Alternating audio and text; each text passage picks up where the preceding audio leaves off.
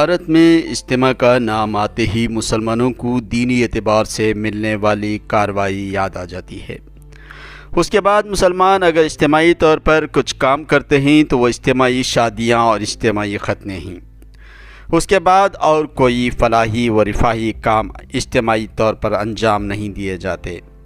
حال ہی میں ایک رپورٹ سوشل میڈیا پر بڑی تیزی کے ساتھ گردش کر رہی ہے، جس میں سچر کمیٹی کے سفارشات کے 14 سال بعد مسلمانوں کی حالات پر رجت دتا نامی محقق نے ایک تحقیق کی، جس میں انہوں نے پایا کہ بھارت کے ٹاپ میڈیا ہاؤسز میں مسلمانوں کا ایک بھی فرد خدمات پر مامور نہیں ہے، جس میں ٹائمز گروپ سے لے کر آؤٹ لک تک شامل ہیں۔ اسی طرح سے بھارت کے ٹاپ میڈیکل انسٹیٹیوشن کے گورننگ کونسل میں محض ایک فرد مسلمانوں سے نمائندگی کر رہا ہے۔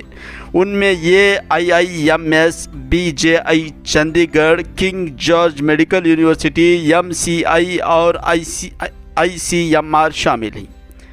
اس میں صرف ICMR میں ایک مسلمان ٹاپ عہدے پر خدمات انجام دے رہا ہے۔ بھارت کے 10 معروف پرائیویٹ سروس یونٹس میں HPCL ایک واحد ادارہ ہے جہاں پر ایک مسلمان خدمات انجام دے رہا ہے۔ اسی طرح سے بھارت کے عدلیہ کے نظام میں ایک بھی مسلمان سینئر ایڈوکیٹ نہیں ہے جو AG/SG یا پھر بار کونسل میں خدمات انجام دے رہا ہے۔ بھارت کے سپریم کورٹ میں اس وقت صرف ایک مسلمان جسٹس کے عہدے پر فائز ہے۔ اسی طرح سے بھارت کے کسی بھی ریاست میں DGP یا چیف سیکرٹری کے عہدے پر ایک بھی مسلمان نہیں ہے۔ اسی طرح سے ملک کی 5 بڑی مسلم اکثریتی ریاستوں میں مسلمانوں کے MLA سب سے زیادہ آسام میں ہیں، جبکہ بہار میں صرف 9.9% اراکین اسمبلی خدمات انجام دے رہے ہیں۔ بھارت کی لوک سبھا میں سال 2009 سے 2014 تک 4.2% اراکین پارلیمان تھے، جبکہ اب اس بار یہ شرح بڑھ کر 4.9 ہو چکی ہے۔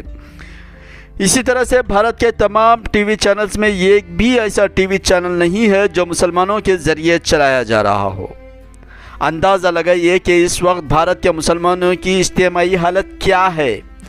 جس ملک کے مسلمان اپنی انفرادی شناخت بھی نہیں بنا سکے، ان کے یہاں شادی بیاہ پر کروڑوں روپے خرچ ہو رہے ہیں۔ بغیر باپ کی بچیاں پوری شان اور ریاکاری کے ساتھ ڈولیوں میں جا رہی ہیں۔ شادی کا نعرہ بلند کرنے والے لوگ اپنے بچوں کی شادیاں کلبوں اور فارم ہاؤس میں انجام دے رہے ہیں۔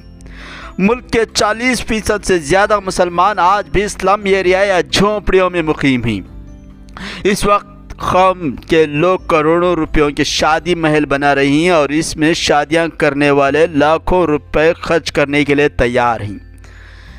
اجتماعی شادیاں اور اجتماعی ختنے کر کے آخر کون سے دین کی مثالیں پیش کی جا رہی ہیں؟ انفرادی میں بھی پس پردہ جوڑے گھوڑے لیے جا رہی ہیں اور اجتماعی میں نکاح اجتماعی ہو رہا ہے، باقی سب لین دین اپنی اپنی خوشی کے مطابق اور بچی کی ضرورت کے مطابق کیا جا رہا ہے۔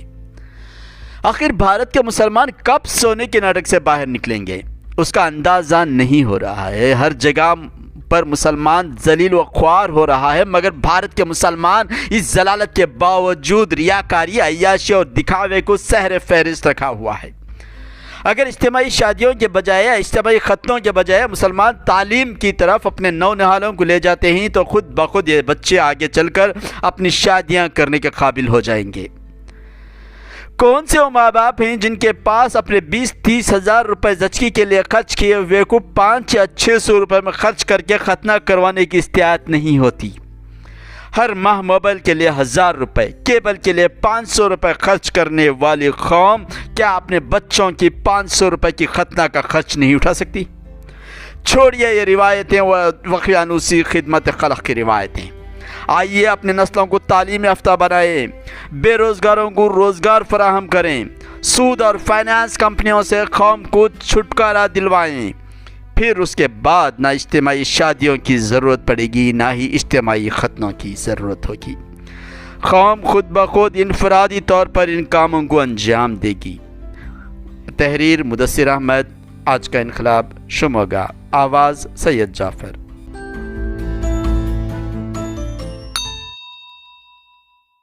Subscribe now and press the bell icon. Never miss an update.